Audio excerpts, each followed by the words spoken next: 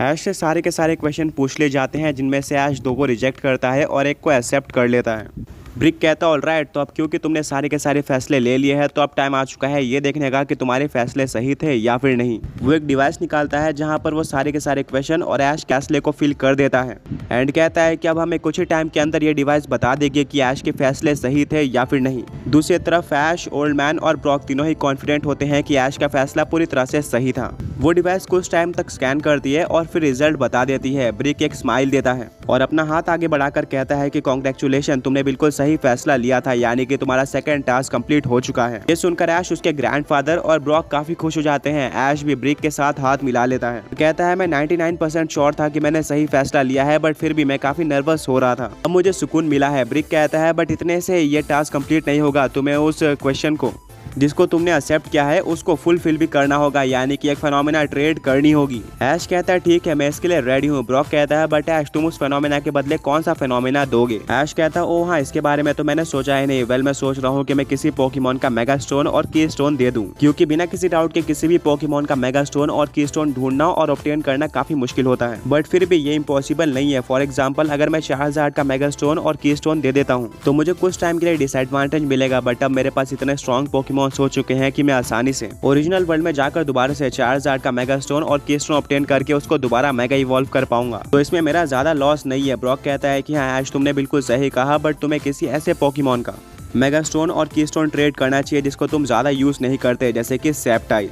Hetero reason के अंदर तुम सेप्टाइल का काफी कम यूज करने वाले हो। हाँ, ओरिजिनल वर्ल्ड में तुम उसका इस्तेमाल करते हो। ऐश के ग्रैंडपा कहते हैं कि हाँ, मैं ब्रॉक के बात से पूरी तरह से सहमत हूँ, तुम्हें सेप्टाइल का मेगा स्टोन और की स्टोन दे देना चाहिए। फिर ओरिजिनल वर्ल्ड में तुम दोबारा उसी मेगा स्टोन और की स्टोन को ऑब्टेन करके दोबारा सेप्टाइल को मेगा इवॉल्व कर सकते हो। ऐश कहता है कि हाँ, मैं हमेशा अपने साथ हर एक पोकेमॉन का फेनोमेना रखता हूँ, मेरे बैग में सेप्टाइल का भी मेगा स्टोन और की स्टोन होना चाहिए। ऐश अपने बैग में हाथ डालकर चेक करता है और उसको सेप्टाइल का मेगा स्टोन और की स्टोन मिल भी जाता है एंड वो कहता है कि ब्रिक, मैं इस फेनोमेना को ट्रेड करना चाहता हूँ। इस फेनोमेना का नाम मेगा एवोल्यूशन है, जो कि हमारे वर्ल्ड से बिलोंग करता है एंड ये कुछ स्ट्रॉन्ग फेनोमेना की लिस्ट में भी आता है। ब्रिक कहता है ऑलराइट, ये पूरी तरह से एक्सेप्टेबल है। ब्रिक भी अपने उस फेनोमेना को बाहर निकालता है जो कि क्वेश्चन में उसने दिखाया था और कहता है कि अब ये ट्रेड पूरी होने वाली है। एक हाथ से ब्रिक अपना फेनोमेना ऐश को दे देता है, दूसरे हाथ से ऐश अपना मेगा स्टोन और की स्टोन ब्रिक के हाथों थमा देता है और जैसे ये ट्रेड पूरी होती है ऐश का पॉकेडेक्स रिंग करना स्टार्ट कर देता है। ऐश अपने पॉकेडेक्स को ओपन करता है जहां पर एक नोटिफिकेशन आई थी कि कांग्रेचुलेशन, चौथे चैंपियन जिम के लिए तुमने सेकंड टास्क कंप्लीट कर लिया है। ब्रिक कहता है कांग्रेचुलेशन, तुम टेस्ट में भी पास हो गए हो और तुमने जिस क्वेश्चन को एक्सेप्ट किया था उसको पूरा भी कर लिया है। अब तुम आगे बढ़ सकते हो तीसरे टास्क की तरफ। ऐश सुनकर काफी ज्यादा खुश हो जाता है। वो सिर्फ और सिर्फ एक टास्क दूर था आखिरी और चौथे जिम को चैलेंज करने के लिए। इतने में ही ऐश का पॉकेडेक्स दोबारा रिंग करता है जहाँ पर मिस्ट्री और सरीना का फोन आया था। ऐश कहता है वाह, ये फोन तो बिल्कुल परफेक्ट टाइम पर आया है, अब मैं इनको इन्फॉर्म कर सकता हूँ कि मैंने सेकंड टास्क भी कंप्लीट कर लिया है। ऐश उस फोन को काफी एक्साइटमेंट से पिकअप करता है, बट उसको एक ऐसी चीज सुनने को मिलती है जो कि वो सुनना नहीं चाहता था।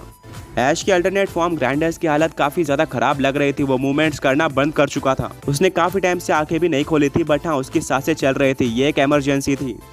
अब ऐश को बाकी सारे काम छोड़कर इसके लिए जाना ही होगा। ऐश, ओल्ड मैन और ब्रॉक अपने फ्लैंक टाइप पोकेमॉन्स को बाहर निकालते हैं और सेबर सिटी की तरफ बढ़ना स्टार्ट कर देते हैं। ऐश अपने ग्रैंडर्स के बारे में सुनकर काफी टेंशन में आ चुका था और फिलहाल के लिए उसको टास्क या फिर चैंपियन जिम कुछ भी नहीं दिख रही थी। जो दिख रहा था वो था ग्रैंडर्स की हेल्थ। कुछ घंटों के ट्रैवल के बाद ऐश और उसके फ्रेंड्स पोकेमॉन सेंटर पहुंच जाते हैं, जहां पर वो रश करते हुए ग्रैंडर्स के पास पहुंचते हैं, जहां पर ऑलरेडी पूरा का पूरा Pokemon centre staff, nurse Joy, Misty और सरीना खड़े हुए थे, जो कि इस सिचुएशन के सीरियसनेस को दिखाता है। ऐश भी वहां पर पहुंचता है, अपने ग्रैंडर्स को देखता है जो कि बिल्कुल भी मूवमेंट नहीं कर रहा था। उसकी आंखें भी पूरी तरह से बंद थी। ऐश कहता है कि ग्रैंडर्स, ये तुम्हें क्या हुआ, क्या तुम ठीक हो? बट ग्रैंडर्स का कोई भी रिस्पॉन्स नहीं आता है। ऐश और भी ज्यादा नर्वस हो जाता है और जोर से चिल्लाता है कि ग्रैंडर्स, तुम्हें वो बैटल नहीं करनी चाहिए थी। मैं भी एक बेवकूफ था जो कि मैंने तुम्हें उस बैटल के अंदर भेज दिया। आगे बढ़ने से पहले पिछले पोकी क्विज के विनर्स ये रहे। आज का क्वेश्चन ये है कि ऐश ने चौथे चैंपियन जिम के पहले और सेकंड टास्क को कौन से फॉरेस्ट में कंप्लीट किया है? ऐश ग्रैंडर्स के हाथ को पकड़ता है और उसका नाम जोर से चिल्लाता है, पर जैसे ही ऐश ये करता है ग्रैंडर्स अपनी आंखें खोल लेता है और ऐश की तरफ अपना सर करके उसको देखता है। ये देखकर स्टाफ, नर्स जॉय, मिस्टी और सरीना पूरी तरह से शॉक हो जाते हैं, क्योंकि काफी टाइम हो चुका था ग्रैंडर्स के आंख खोले हुए या फिर किसी मूवमेंट किए हुए, बट उसने दोनों चीज एक साथ कर दी थी सिर्फ और सिर्फ ऐश के हाथ पकड़ते ही। नर्स जॉय कहते हैं अमेजिंग, हमने तो सारी की सारी उम्मीदें खो दी थी, बट ग्रैंडर्स ने जस्ट मूवमेंट किया है। यानी कि अभी भी उसमें रिकवरी का दम बाकी है। ऐश भी काफी ज्यादा खुश हो जाता है और कहता है ग्रैंडस तुम ये कर सकते हो, तुम्हें सही होने का हौसला है। ग्रैंडस ऐश की तरफ देखता है और अपने हाथ हिलाने की कोशिश करता है। गुड न्यूज़ ये थी कि ग्रैंडस अपने सेकंड हाथ को भी हिला लेता है। नर्स जॉय कहती है शायद मैं समझ गई। ग्रैंडस ऐश से बहुत ज़्यादा प्यार करता है और उसको ऐश को देखकर ही ठीक होने की मोटिवेशन आती है। जब ऐश उसके पास नहीं होता है तब वो उतनी ज़्यादा रिकवरी नहीं कर पाता है। सभी लोग इस बात से एग्री करते हैं।